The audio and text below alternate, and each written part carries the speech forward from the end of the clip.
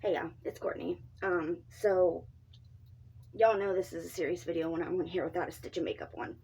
I don't usually do that, but I have to go to an appointment, and I just want to say this.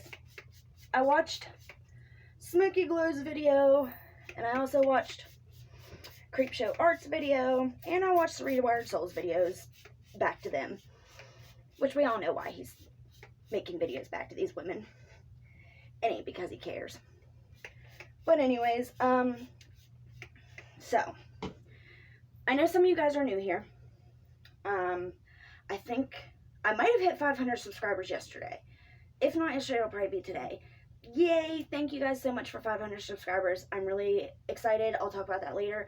This video, I have something I want to say. So, for you guys that don't know me and haven't gone back and watched my old videos, I have a story. Everybody has a story. But my story pertains to exactly what the Rewired Soul is trying to say is so horrible. So he's going, and Taylor Goldine, I have no respect for her because she is an animal hoarder. I'm just going to say that. In that aspect, I don't like the girl.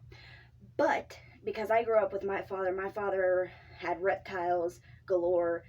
I mean, egg-eating lizard, or meat-eating lizards, scorpions, tarantulas, anything you can imagine. My dad had it. But he kept nice homes for all of them. My whole bedroom after I moved out was dedicated to it, and I had a big bedroom. I'll show it to you guys sometime. They all had nice enclosures. So anyways, but I'm not gonna get on her case too much because I'm no expert on that stuff. So anyways,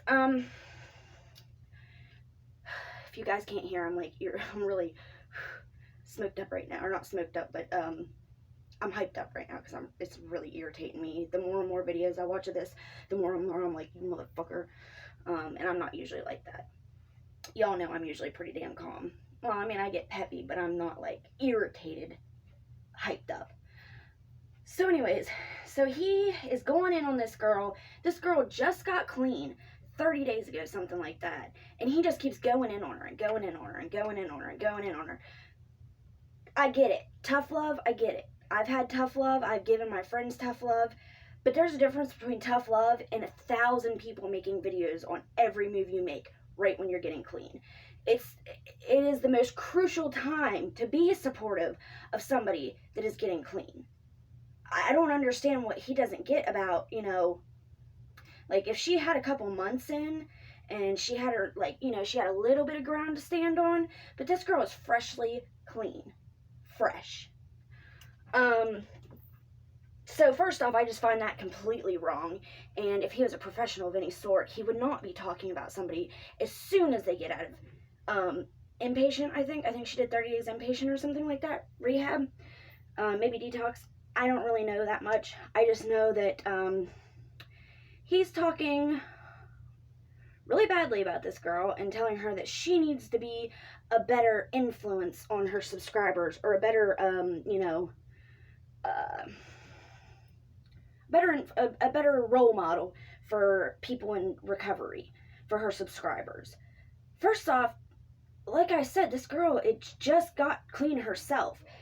How are you going to expect her to be a role model when she's been hurting herself for how many years? She is no role model right now. Maybe in a couple years when she's had some sobriety time and, then she can be a role model. But right now, you shouldn't be putting that on her shoulders at all. She shouldn't be anybody's role model right now. Kids, if you do watch her, she is not a role model right now. And I don't mean that in a mean way. I just mean that don't put that on her shoulders. That's too much on somebody that is on shaky grounds anyways.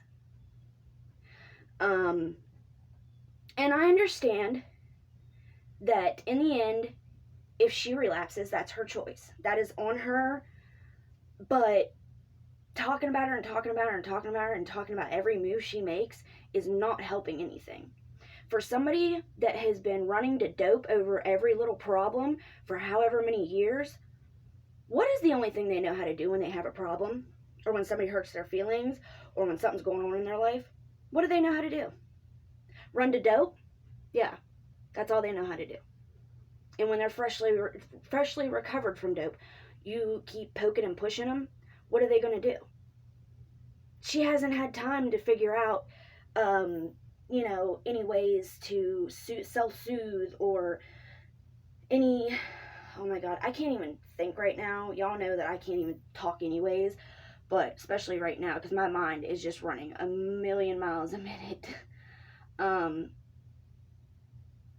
You already know what's going to happen if you keep pushing her and pushing her and pushing her. So what kind of professional are you to push a girl over the edge right after? And this is the part about me. So for you guys that know me pretty well, you probably know part of this story. You guys that don't, I'm going to tell it now. So he keeps saying the worst thing you can do is get into a relationship when you're trying to get clean and this and that. All it's asking for is for her to relapse because she's getting into a relationship. They tell you not to get into a relationship for about a year after, which is true for a lot of people. It does end badly because one person relapses and it pulls the other person into relapse. I get it. It does happen a lot. But all in all, that's the person's choice if they're going to relapse or not.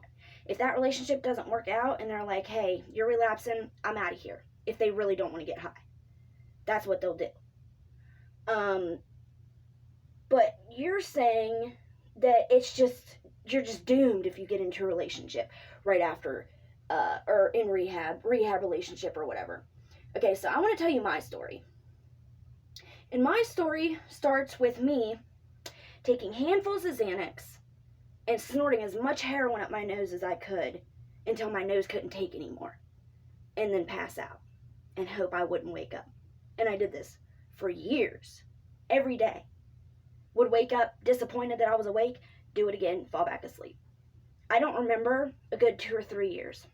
I have hardly any memories from those years because I was just so dead set on dying. I was too much of a pussy to make sure it happened, but if it happened, I would be happy about it. Or, well, I guess I don't know if there's heaven or anything, but if it happened, I got my wish. I had nothing to live for. Nothing. And I had tried to get clean by myself time and time and time again, and guess what? I failed every time. Miserably. When I was with my ex, I failed. When I was by myself, I failed. When, I couldn't do it by myself. And then guess what happened?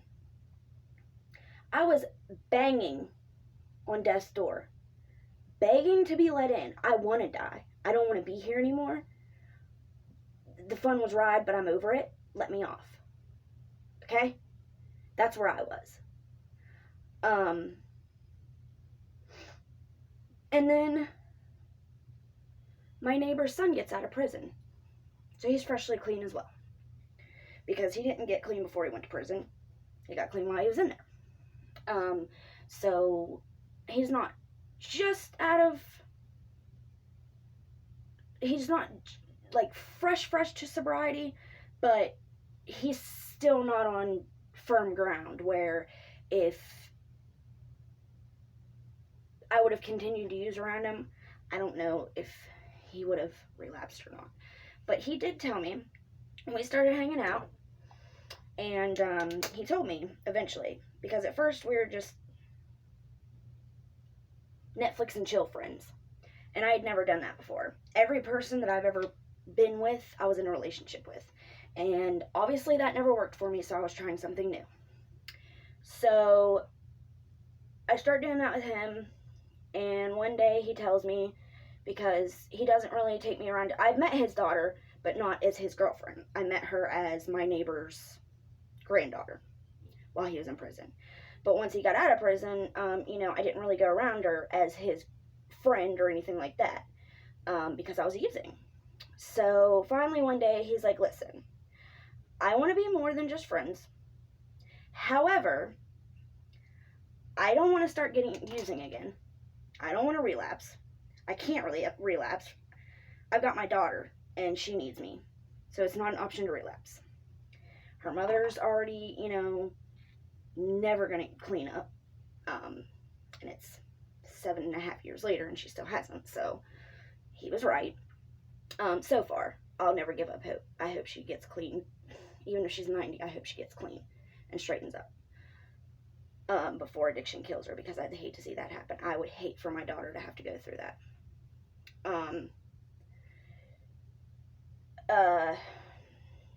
Man, I'm losing my words. But yeah, he told me basically, like, you can either keep, getting high and we'll just stay friends like we are, and I'll probably eventually find somebody else, and, that we'll stay friends or whatever, but we won't be able to hang out like that. Or, I can help you get clean, and you can be around my daughter once you're clean. We can, go do stuff together, this and that. And I just remember the first time I met this little girl, and like I said, he was in prison at the time, so I just met her as my neighbor's granddaughter. But she just jumped up on my lap and was so excited to play, and I played with her for like 2 hours, and like, she was just such a sweet little girl, and you could just tell she craved a woman's attention, because she just sat on my lap. She wouldn't move for the whole time I was over there. And I just remembered that, and I was like, oh my God, that little girl needs somebody. She needs a woman figure in her life, not necessarily a mother figure right now. I wasn't trying to, come in and be mommy, as soon as I meet the girl. But she needed somebody to pay attention to her, a woman to pay attention to her. Because having a mother figure and having a dad are two completely different things, or having a grandma and a mom are two completely different things. And that little girl was Patience. Obviously, you guys know that. But for some of you people that don't know that she's my stepdaughter, she's my stepdaughter. She's not mine biologically, but she's mine. And you know what? That was the day that I chose. I chose sobriety. And it's been over 7 years now, and we own our home. We own both of our cars. My husband has an amazing job where we are still in the hole from where he wasn't working for a while and couldn't keep steady work, but we're getting there, and I'm pretty sure they're training him to be a boss now, which is going to be even better. Like I said, I'm not going to say we're secure yet, because that would be a lie. But once we catch up, we'll be doing fine. So it's definitely a step in the right direction. He's I don't want to say what he does, because that's a little too much information here, online. But he has a great job for the state. Like I said, we own our home, we own both of our cars, we have our pets, we have a 4-year-old who is amazing and beautiful and sweet, and she's my world. I will tell in another video about before I had her. I lost 3 babies in a row, and she's my rainbow baby, so having her means a lot more than what you guys that don't really know my story understand. Being a mother to me was the biggest thing I ever wanted in my life, and I never thought I would get it. So having a chance to give my motherly love to a little girl, Patience, meant a lot to me. I needed that, and she needed a mother figure. So it was like perfect that at the time that I felt like I wanted to die and I was trying to die, she saved me. He saved me. They saved me. And I didn't save her because she'd been fine without me, but I think she'd have been a lot different person if she would have never had a mother figure growing up. She acts just like me, so I know I put an influence in her life. So for him to say, how dare you get into a relationship right after getting clean? It's doomed to fail. And, it's never going to work. And I've known thousands of people to get in rehab relationships or freshly clean relationships. And 4 of them have worked out, he said. Okay, well, I know a few people in my personal life that had the same thing happen. Creepshow Art, which is an amazing channel. You guys should go watch her. I love her. Her uncle, she told just about the same story. That's what made me want to make this, because I was like, well, it must not be that uncommon then, because if her uncle did the same exact thing that happened between me and my husband, it can't be, that out of the question that it ever works out. And you know what? I've got 7 years, so I know everything. You know what? I've got 6 years and 6 months, I think. So, I'm only 6 months behind you, and I don't think I know every fucking thing, dude. You don't either. You don't know what's best for other people. You don't even know, just stop acting like you care so much. If she didn't have 1 million subscribers or more subscribers, or, if it was me that all this was happening to, would he make a video about it? Would he make a video since I only have 500 subscribers? Would he care? Fuck no. He wouldn't care. So, stop saying you care so much. Hey, pause your video. What? Okay, hold on. But I'm getting ready for my appointment right now. I gotta get off of here. I literally just wanted to tell that story just to show that it is not completely out of the realm to meet somebody when you're getting sober who is also in sobriety, and they're gonna tear you down or you're gonna tear them down. You know what? Mike and I have both had weak moments, and instead of me being like, yeah, let's do it, I'm like, no, let's not. And this has not been recently. It's been, years in the past. But it's happened. And then there's been times where I've been weak, and I've been like, man, I'd love to have a Xanax. I'm so stressed. And he's like, no, we don't need that in our lives. And so we've kept each other.